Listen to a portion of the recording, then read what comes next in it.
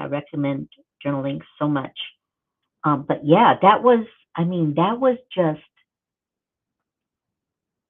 like the icing on the cake. That was like what broke the fear, like really broke the fear, and it's like, I don't care what people know about it now, you know, I don't. I put it in a book, and, you know, um, and I will say, Kia, when I was 5 years old, I didn't really know to be afraid. It was like something is, it just was a little strange to me, but I thought that was just because I didn't understand things as well as my dad did.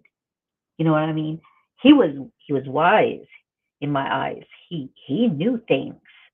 And so I trusted him, and that's how I happened to end up in this for until I was 18, because it became my normal. After a while, it became my normal.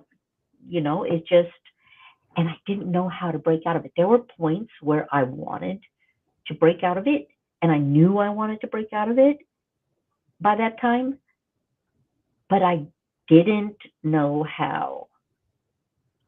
Like in the book, I tell the story about when I was 16, going to a priest and confessing and going home to my dad and saying, "Look, Dad, I did this, and I want to be done." And he didn't, he never said I couldn't. He didn't get violent with me in these instances. He was just, he made me feel as if I was being foolish, as if he always told me, Kaya, he always told me it was beautiful. He always told me it was beautiful. Like, and and the words I remember from when I was about 17 were, "I love you as a woman and as my daughter. So what?" But then another coach told me, he was like, if he had loved you, he would have respected your, your pace, your boundaries. He would have respected. He would have taught you. This is not what he said, but here's what I'm realizing. He would have taught you to respect your own body and to be able to say no.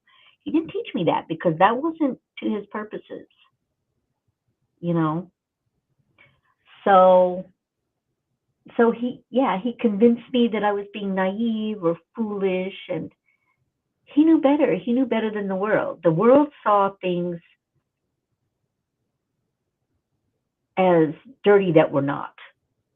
That's the way he saw it. That was his view, and I can understand his view.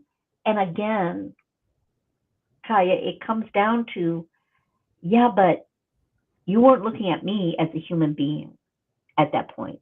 I was, I don't know if you know a person called Teal Swan, but she was talking about parents and their dolls. That's what I was. I was like a doll to him, for him to do what he wanted with, what he wanted, like, and to grow up like he wanted me to grow up. I wasn't. He did not respect me as a child, as my own person when I was a child, or as I grew up. So you so so did this start when you were 5 and It go till you started, were 18? yeah. That This is what I'm saying, and okay. So you put a warning on this. I don't want to get graphic about this, but what I do want to say is he didn't. It didn't feel like rape. It didn't feel like it could be called rape because, first of all, there was never intercourse. He tried a couple of times when I was older, and when I pushed back at that, he didn't want to go any further with pushing that, with like actually it would have been a violent thing. And he didn't want to do that. It was more like oral sex, you know, like all those years. All those years. Yeah. Still very inappropriate. Yeah, absolutely inappropriate. And yeah, I carried a lot of shame about some of the things that I'm saying right now.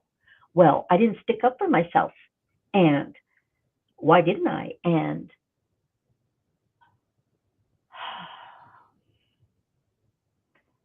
because I had been inculcated, because it was my normal. That's why. And I was afraid. I was afraid of him. He could be violent, like with just as a human being. He beat my mother. So, and he hit us kids sometimes. Did she know? Was she, She did know. So this is another part of the story that when they were 15, and there were times when she denied it, and I was like, "But mom, it was right in front of you, you know." And then, but she was 15 when my dad married her. She was 19. He was 19. He was 19. Right. He was in the Air Force. She was 15.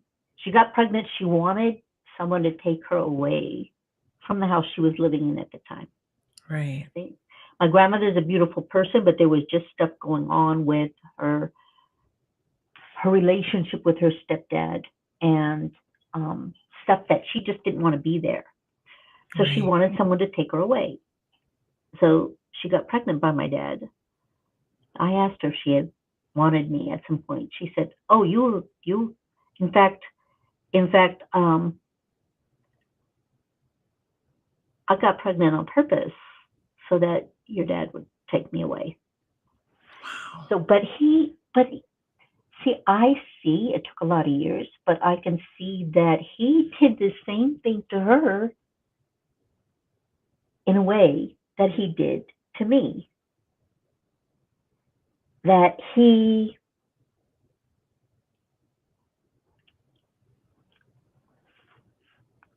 believed in him. Like we believed, and we were afraid of him at the same time. He Like, groomed you. He groomed you both. yeah, groomed us both. He groomed, thank you, that's the word. He groomed us both. He groomed her too. And so even though she saw things, her mind didn't want to see it. Mm-hmm. So she knew. And also when she finally knew that I said, "Mom," I said, you know, I think did I show her a picture or whatever of herself and us 4 kids? And I think that's what it was. And I asked her if she was happy then. And she said, "I already knew that I wanted to be away from your dad, but I didn't know how to take care of a whole 4 of you by myself." So she just felt helpless, you know. She Yeah. felt helpless. As is the way it was back then. What year Yeah. was this? Well, I was born in 1958. So yeah. this late 50s, early 60s. So a completely different time, a completely different mindset amongst people.